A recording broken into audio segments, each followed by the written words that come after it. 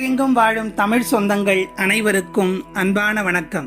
சிறப்புக்குரிய முருகப்பெருமானுடைய விரத நாட்களிலே முருகனுடைய பிறந்த நாளாகவும் முருகன் அவதரித்த தினமாகவும் இருக்கக்கூடிய வைகாசி விசாகத்தினுடைய சிறப்புகளையும், படிக்க வேண்டிய பதிகங்கள், பாடல்கள் மற்றும் முருகப்பெருமானுடைய வழிபாட்டு முறைகளையும் இந்த பதிவிலே தெரிந்து கொள்ள இருக்கின்றோம். முருகப்பெருமான் சிவபெருமானிடத்திலிருந்து தோன்றியவர் என்று ஏற்கனவே பார்த்திருக்கிறோம். ஈசானம், தத்புருஷம், அகோரம், வாமதேவம், சத்யாஜிதம் என்று சொல்லக்கூடிய சிவபெருமானுடைய பஞ்சமுகங்கள் அல்லாமல் அதோமுகம் என்று சொல்லக்கூடிய 6வது முகம் வெளிப்பட்டு இந்த 6 முகங்களில் இருந்த நெற்றிக்கண் திறந்து அதிலிருந்து தீப்பொறிகளாக தீப்பிழம்பாக 6 முகங்களில் இருந்து வந்து ஆறுமுகப் பெருமானாக முருகப்பெருமான் வைகாசி விசாக திருநாள் அன்று அவதாரம் செய்கின்றார். விசாக நட்சத்திரத்தில் பிறந்ததால் அவருக்கு விசாகன் என்ற பெயர் இருக்கிறது. வி என்றால் பறவை, சாகன் என்றால் சஞ்சரிப்பவர், பறவை மீது சஞ்சரிப்பவர். மயில் என்று சொல்லக்கூடிய அந்த அற்புதமான பறவை மீது சஞ்சரித்து முருகா என்று அழைத்தவுடன் வந்து நம்முடைய குறைகளை தீர்க்கக்கூடிய அற்புதமான தெய்வம் முருகப்பெருமான். இந்த முருகப்பெருமானை வரக்கூடிய ஜூன் 9ஆம் தேதி திங்கட்கிழமை என்று வைகாசி விசாக திருநாள் வர இருக்கிறது. இந்த நாளிலே முருகப்பெருமானை உள்ளமுருகி கண்ணீர் பெருகி வழிபட்டால் அவன் எல்லா விதமான நலன்களையும் அருள்வான் என்பது சத்தியமான உண்மை.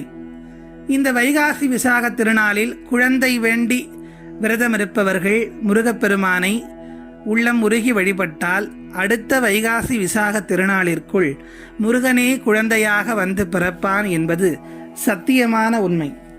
இந்த விரதம் மேற்கொள்பவர்கள் முருகப்பெருமானை நினைத்து அன்றைய தினம் காலையிலிருந்து உபவாசமாக இருந்து மாலை ஏதேனும் இனிப்பு பலகாரங்கள், முருகனுடைய பிறந்த நாள் என்ற காரணத்தினால் ஏதேனும் இனிப்பு வகையான பலகாரங்களை செய்து வைத்து முருகப்பெருமானை வழிபட்டு அருகிலே இருக்கக்கூடிய ஆலயத்திற்கு சென்று அங்குள்ள முருகனையும் வழிபட்டு விரதத்தை நிறைவு செய்து கொள்ளலாம்.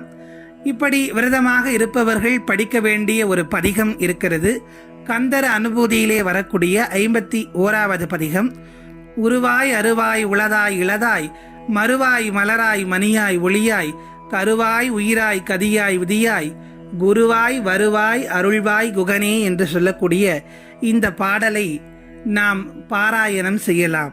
இதிலே 3வது வரியிலே வரக்கூடிய கருவாய் உயிராய் கதியாய் விதியாய், கருவாகவும் முருகப்பெருமான் வந்து அந்த கருவிலே இருக்கக்கூடிய உயிராகவும் அவனே எழுந்தருளி நிச்சயம் குழந்தை பெற்றினை அருள்வான்.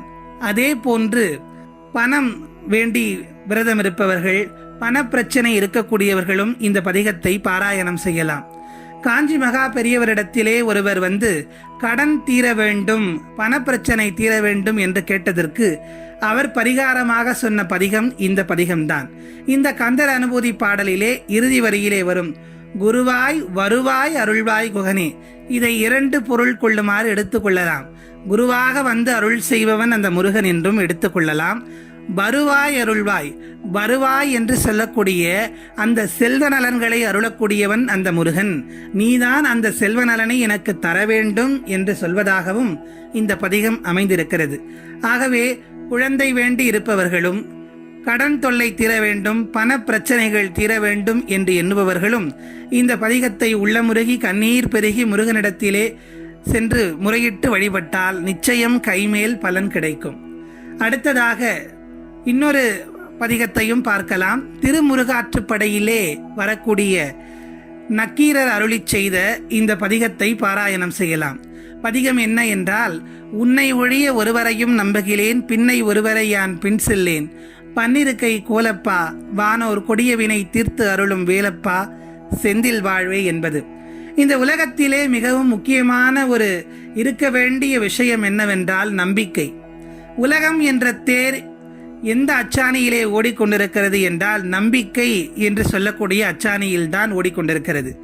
இரவு தூங்குகிறோம், காலை எப்படி எழுந்திருப்போம் என்று தெரியாது, ஆனால் எழுந்திருப்போம், நன்றாக காலை விடியும் என்ற ஒரு நம்பிக்கையிலே தான் இரவு உறங்க செல்லுகின்றோம். அதே போன்றுதான் இறைவனை நம்ப ஆரம்பித்து விட்டால் இது நடக்குமா நடக்காதா, கிடைக்குமா கிடைக்காதா என்றெல்லாம் எண்ணாமல் முழு மனதோடு உன்னிடத்திலே நான் சரணாகதி அடைந்து விட்டேன், உன்னிடத்திலே வைத்து விட்டேன், நீதான் முருகா எனக்கு கொடுக்கணும், உன்னை தவிர எனக்கு யாருமே கிடையாது, இவங்களை கும்பிடலாமா அவங்கள கும்பிடலாமா இந்த தெய்வத்தை கிட்ட முறையிடலாமா அதெல்லாம் எனக்கு தெரியாது, நீதான் எல்லாமே, உன்னை ஒழிய ஒருவரையும் நம்புகிறேன், உன்னை தவிர நான் வேற யாரையும் நம்பல, நீதான் எனக்கு எல்லாமே என்று சொல்லக்கூடிய இந்த பாடல். இந்த பாடலையும் முருகப்பெருமானிடத்திலே நம்பிக்கையோடு பாராயணம் செய்தால் நிச்சயம் அந்த முருகன் வேண்டும் வரங்களை வாரி தருவான். 12 கை கோலப்பா என்று சொல்லுகின்றால் 12 கரங்கள், மற்ற தெய்வங்களைப் போல் அல்லாமல் 12 கைகளை உடையவன், 12 கைகளாலும் அவன் வாரி வழங்கக்கூடிய அருள் இருக்கிறதே, யாராலும் நிரப்ப முடியாது. ஆகவே 12 கரங்களாலும் வாரி கொடுக்கக்கூடிய வள்ளல் நம்முடைய கந்தப்பெருமான். இந்த முருகப்பெருமானை அவனுக்கு சிறந்த நாளான அவன் அவதரித்த தினமான இந்த வைகாசி விசாக திருநாளில் அவனிடத்தில் இப்போ என்ன கேட்டாலும், ஏனென்றால் முருகன் மிகவும் மகிழ்ச்சியாக இருப்பான். அவன் பிறந்த நாளாயிற்றே. சாதாரண மானிட பிறவிகளாக இருக்கக்கூடிய நம்முடைய பிறந்த நாளிலேயே நாம் எண்ணற்ற மகிழ்ச்சியாக இருக்கின்றோம். இறைவன் எப்படி இருப்பான்? அவனுடைய அவதார திருநாளிலே அவன் மனம் குளிர்ந்து இருக்கக்கூடிய தருணம் இது. இந்த தருணத்திலே உங்களுக்கு வேண்டியவற்றை உண்மையான அன்போடு முருகனிடத்திலே சென்று உள்ளம் உருகி கண்ணீர் பெருகி வழிபட்டால் நிச்சயம் அந்த கந்த கடவுள், நம் சொந்த கடவுள், வேண்டுவனவற்றை நிறைவேற்றுவான். முருகனை இறுக பற்றி கொள்ளுங்கள். மீண்டும் அடுத்த நல்லதொரு பதிவிலே சந்திப்போம். நன்றி, வணக்கம்.